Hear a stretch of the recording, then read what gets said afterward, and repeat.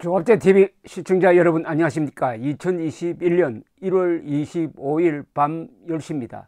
요사이 한국교회, 특히 개신교계에 우려할 만한 일들이 일어나고 있습니다. 즉 트럼프 맹종파들이 교회에서 지금 트럼프가 부정선거로 억울하게 낙선했다, 바이든은 나쁜 사람이다 하는 이런 선동을 하는 목사도 있고, 그런 목사가 초대한 음모론자들이 계속 이런 혹세무민, 황당무계, 기상천외의 이야기를 하고 있습니다. 이 기독교인들 중에 상당수가 지금 트럼프의 이 거짓 악령에 쉬워진 게 아닌가 하는 생각이 들 정도입니다. 그런데 이 트럼프를 좋아하는 한국 교인들 중에는 이승만을 좋아하는 사람이 많아요.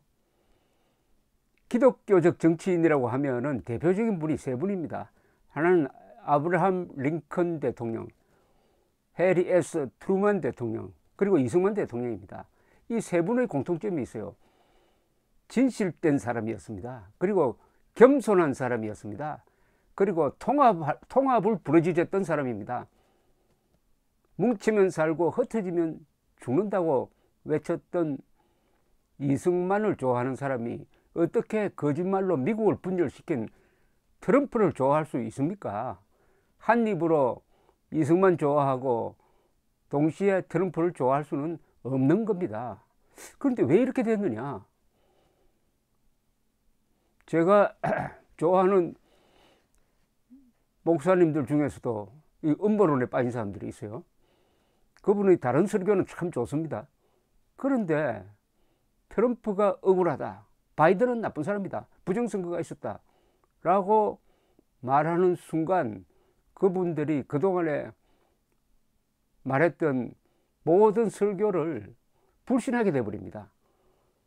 음모론, 거짓말 중에서도 최악의 거짓말이 음모론인데, 음모론에 한번 빠지면은 헤어날 수가 없게 되는 경우가 많은데, 기독교인이 여기에 빠지면 되겠습니까? 기독교의 가장 중요한 덕목을 세 단어로 이야기하지 않습니까?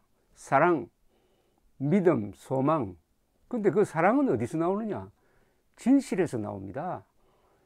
성경만큼 진실 또는 진리의 중요성을 강조하는 데가 어디 있습니까? 그런데 인류의 역사상 가장 많은 거짓말을 한 트럼프, 방금 발표된 워싱턴 포스트의 통계에 따르면 4년 동안 하루 평균 21건의 거짓말을 해가지고 합계를 내니까 37,533건의 거짓말을 했고, 투표일 하루 전에는 500건의 거짓말을 한 이 트럼프, 그리하여 그 아름다운 미국의 대통령 취임식장에 나타나지도 않아가지고 152년 동안 이어지던 그 아름다운 평화적 정권 교체의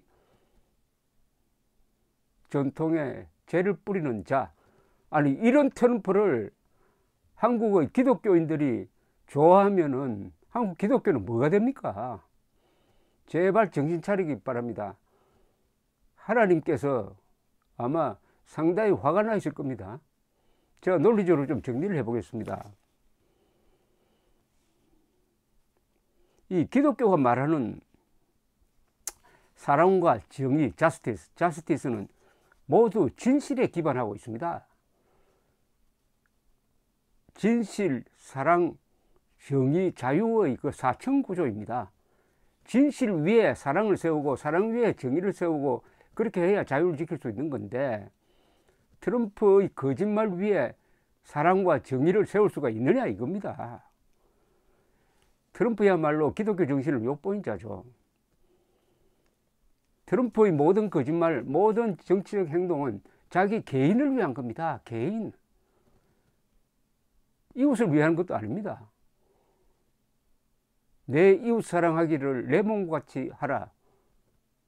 모든 율법을 한마디로 말하면 이거다라고 말씀한 예수님을 화나게 하는 거죠.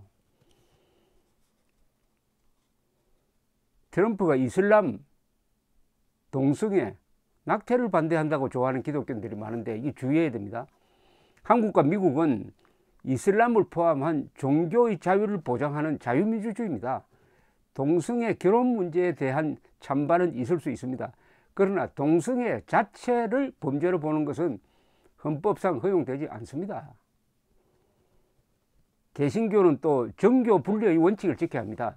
개신교가 1517년 마르틴 루터의 영웅적 행동으로부터 일어나서 유럽을 바꿨는데 제일 중요한 게 가톨릭이란 종교가 정치를 지배하는 시대를 끝장낸 겁니다. 종교와 정치는 분리해야 한다. 그리고 상호 존중해야 한다. 동시에 종교, 신앙과 과학도 분리해야 한다. 과학을 성경이 지배하게 되면요, 이거 과학이 다 무너지게 되어 있습니다. 반대로 과학이란 잣대로 성경을 이렇게 하면은 성경이 견딜 수가 없어요. 종교가 견딜 수가 없습니다. 그러니까 종교와 과학, 종교와 정치는 서로 자기 몫이 있는 겁니다. 그리고 공존해야 됩니다. 이게 종교개혁, 개신교가 역사적 역할을 한 것 아닙니까? 그런데 이제 와가지고 정교 분리의 원칙을 다 빼버리고 기독교적 신앙대로 정치를 해야 한다. 기독교적 교리에 따라 과학을 해체해야 한다 하면 이거는 다시 중세 이전으로 1517년 이전으로 돌아가자는 이야기 아니겠습니까? 그리고 한국의 일부 개신교도는 바이든이 미국 역사상 두 번째 가톨릭 신도라고 못마땅해야 합니다. 이것도 어이없는 이야기입니다. 독일의 아데나워 수상, 프랑스의 드골, 미국의 케네디 다 가톨릭이었습니다. 이 사람들이 공산주의와 얼마나 영웅적으로 싸워서 자유세계를 지켜냈습니까? 소련 공산체제 붕괴에는 가톨릭 국가인 폴란드와 요한 바오로 2세 교황의 역할이 결정적이었습니다. 일부 개신교도들은 트럼프가 중국을 압박한다고 또 좋아해요. 이건 뭘 모르고 하는 이야기입니다. 압박했죠. 관세 높였죠. 그러나 코로나 사태를 제대로 관리 대처하지 못해가지고 결산표가 나왔습니다. 작년 미국의 경제 성장률은 마이너스, 중국은 플러스입니다.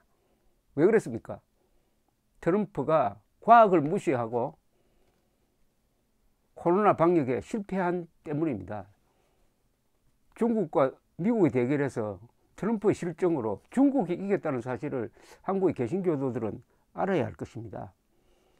또 한국의 개신교도들은 트럼프가 북한 인권 문제에 냉담하였고 비핵화 사기극의 주범이 되어가지고 김정은에게 이용당했다는 이 명백한 사실을 무시합니다. 특히 인권 문제. 2,500만 북한 동포의 인권을 생각하는 기독교인들이 그래도 가장 많은 것 아닙니까? 그런 분이 어떻게 북한 인권 문제를 무시했던 트럼프를 좋아할 수가 있습니까? 요약하면 남북한 대한민국 국민들에게 해를 끼친 이가 트럼프입니다. 그런 트럼프를 퇴임 후에도 지지하는 것은 사탄의 편에 서는 것이 아닌가요? 특히 QAnon 운동, QAnon이라는 이 미국의 기독교 계통의 음모론자들이 있습니다. 이 후원 세력이 트럼프입니다. QAnon은 세상을 사탄과 천사로 나누고 트럼프를 천사 대장으로 보는 시각입니다. 그런 QAnon과 같은 생각을 가진 사람들이 한국 기독교에 퍼지면 어떻게 됩니까? 이 사교 집단입니다. 사교. 위대한 전통을 가진 한국 개신교입니다. 개신교는 19세기 말에 들어와 가지고 개화기 때, 독립운동 시기 때, 건국 시기 때, 호국 시기 때, 근대화의 시기, 그리고 민주화의 시기에 결정적 역할을 했고 앞으로 자유통일로 나아갈 때도 힘을 모아야 합니다. 그 개신교가 트럼프와 같은 반기독교적 무례한 인간을 스승처럼 무슨 하나님의 제자나 되는 것처럼 떠받들면은 우리 한국 기독교를 이렇게 부흥시키고 그리고 순교하신 분들에 대한 모독입니다. 무엇보다도 이승만의 이승만의 무덤에 침을 뱉는 행동입니다. 트럼프의 행동은 이미 다 알려져 있었죠. 이제 알려지게 됐습니다. 거짓말, 선동, 무례, 분열, 증오심, 이거 아닙니까? 그러면 트럼프를 좋아하는 한국 개신교도들에게 제가 성경 구절, 너무나 잘 알려진 성경 구절을 다시 제가 읽어드리겠습니다. 이걸 읽어보시고, 아, 이 성경 구절에 맞는 인물이 트럼프냐, 아니면 링컨이냐, 트루만이냐, 이승만이냐를 한번 생각해 보십시오. 고린도전서 13장. 이건 사랑에 대한 유명한 문장으로 알려져 있지만 제가 보기에는 사랑을 뒷받침하는 진실에 대한 이야기가 여기 기조를 이루고 있습니다. 내가 사람의 방언과 천사의 말을 할지라도 사랑이 없으면 울리는 징과 시끄러운 꽹과리에 지나지 않고, 내가 예언하는 능력이 있어 모든 비밀과 모든 지식을 알고 또 산을 옮길 만한 믿음이 있을지라도 사랑이 없으면 나는 아무것도 아니며, 내가 가진 모든 것으로 가난한 사람들을 구제하고 또 내 몸을 불사르게 내어줄지라도 사랑이 없으면 아무 소용이 없느니라. 사랑은 오래 참고, 사랑은 온유하며 시기하지 아니하며 자랑하지 아니하며 교만하지 아니하고 무례히 행하지 아니하며 자기의 이익만 찾지 아니하며 성내지 아니하고 악을 행하지 아니하며 불의를 기뻐하지 아니하고 진리와 함께 즐거워하며 모든 것을 감싸고 모든 것을 믿으며 모든 것을 소망하고 모든 것을 견디느니라. 이게 트럼프를 묘사하는 글입니까? 트럼프가 이런 사람입니까? 사랑은 영원히 변치 않으나 예언은 끊어지고 방언도 거치고 지식도 없어지리라. 우리는 단편적으로 알고 단편적으로 예언하나 온전한 것이 올 때는 불완전한 것이 사라지리라. 내가 어렸을 때는 말하는 것이 어린아이와 같았고 생각하는 것도 어린아이와 같았으며 깨닫는 것도 어린아이와 같았으나 어른이 되어서는 어린아이의 버릇을 버렸노라. 지금은 흐린 얼굴을 보는 것 같이 희미하게 보이지만 그때가 되면 얼굴과 얼굴을 맞대고 볼 것이요.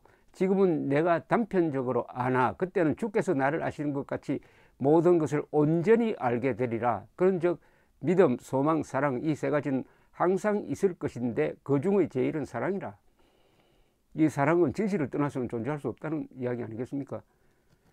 그런데 이 개신교도들 중에서는 이런 사람도 있어요. 공산주의 좌익과 싸우기 위해서는 우리도 공산주의 좌익의 수법을 써야 한다. 우리도 선동하고 우리도 거짓말하고 우리도 입이 좀 험해야 한다. 이렇게 주장하는 사람이 있어요. 로마서 12장을 한번 읽어드리겠습니다. 과연 그런 생각이 맞는 건지. 아무에게도 악을 악으로 갚지 말고 모든 사람 앞에서 선한 일을 도모하라. 아무에게도 악을 악으로 갚지 말라고 그랬습니다. 모든 사람 앞에서 선한 일을 도모하라. 할 수 있거든 너희로서는 모든 사람과 더불어 화목하라. 트럼프가 화목하는 사람입니까? 내 사랑하는 자들아, 너희가 친히 원수를 갚지 말고 하나님의 진노하심에 맡기라. 기록되었으되 원수 갚는 것이 내게 있으니 내가 갚으리라고 주께서 말씀하시니라. 내 원수가 줄이거든 먹이고 목마르거든 마시게 하라.